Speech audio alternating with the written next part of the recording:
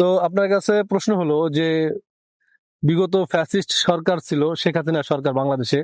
তো সে ফ্যাসিস্ট ছিল, কিন্তু প্রত্যেকটা জিনিসই তো ভালো দিক খারাপ দিক আছে। তো তার কিছু ভালো দিক বা খারাপ দিক আপনার কাছ থেকে জানতে চাচ্ছি।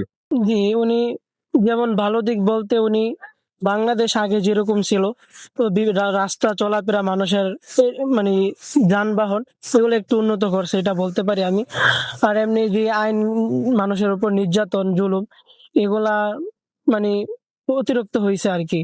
তো এই জন্য আমি চাইতেছি যে এগুলা যেন যেই পেসিস্টেশন আমরা স্বৈরাচার বাংলাদেশ থেকে মুক্তি করছি, এগুলা যেন আমরা সামনের থেকে যেন এগুলা না হয়।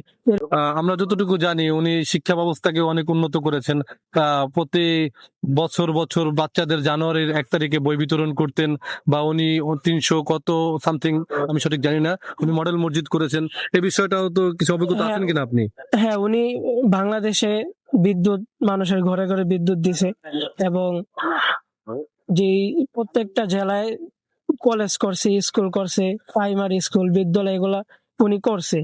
তো বাচ্চারাও এগুলা করার দ্বারা বাচ্চারা কি শিখতে পারতেছে, আগে আগে হয়তো এতটা ছিল না।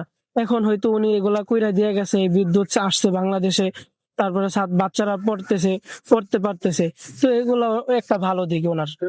এই যে 360টার আগে সামথিং মডেল মসজিদ করেছেন, আপনি আমি ধর্মীয় মানুষ, মুসলিম ধর্মের মানুষ, তো সে বিষয়ে আপনি কিছু বলেন।